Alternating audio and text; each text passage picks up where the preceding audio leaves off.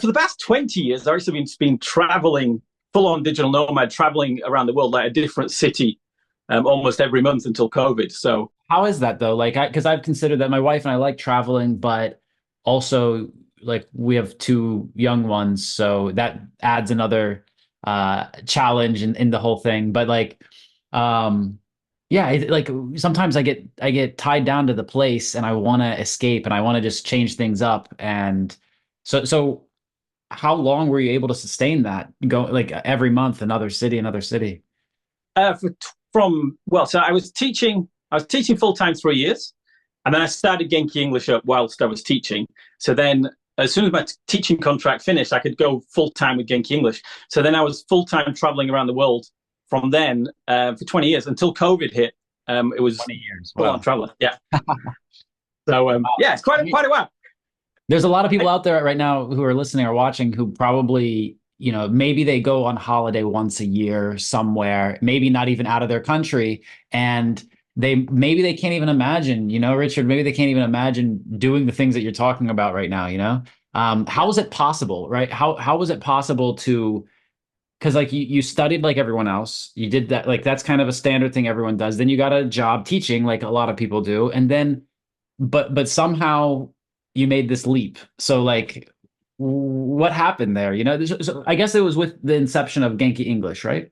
Yeah, but I mean, obviously, I'm really privileged because at that time, and we've gone through the last few years have been really bruising for us because of lots of different things. But at that time, I was really fortunate that my passport allowed me to travel, and because I know a lot of people their passports don't, and there are ways around that if you look.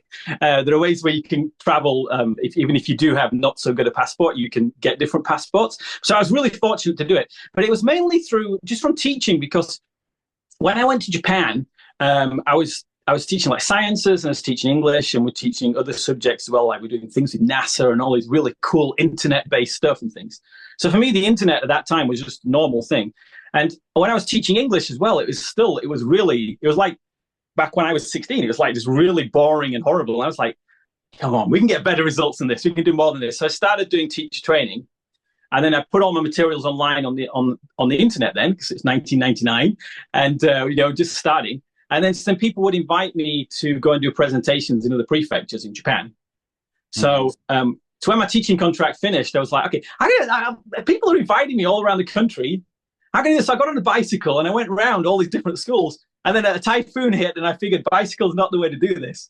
So I had a mate of mine who had a 1975 Volkswagen camper van.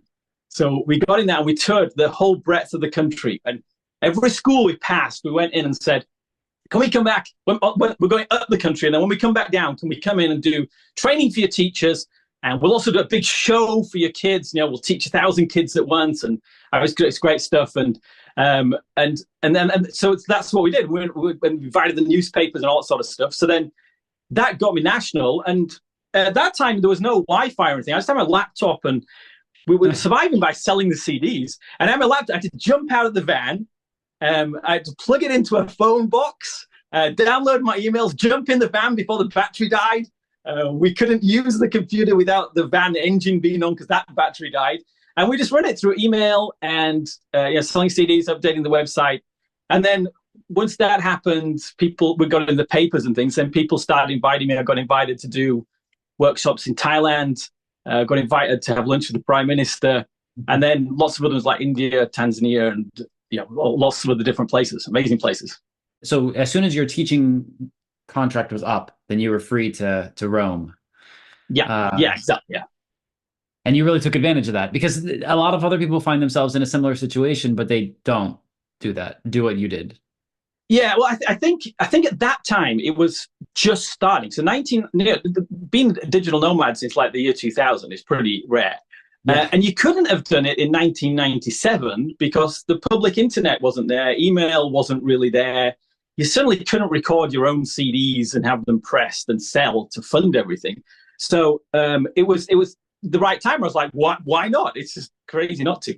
And right now, like so, at the moment, since COVID, we actually because we couldn't be locked down because of visas and everything's crazy, we had to live in one place. And it's way cheaper to travel than it is to live in one place if you're living in. Oh, definitely. If you live in the West or America or like Japan, places like that, traveling is way, way cheaper. I mean, partly because everything becomes a business expense because you're always traveling. Yeah. You go from one work thing to another, and then the hotels, and then everything. You don't buy, you don't shop. You have one suitcase. If you want to buy something, you have to get rid of something. Yeah. Yeah, for your weight. So you don't spend money, and you're just meeting people all the time. You don't, and just traveling gives you the enjoyment of, having a meal is like a huge thing. Just looking and seeing things is entertainment. You don't need Netflix or anything like that because you're living that life of new things all the time.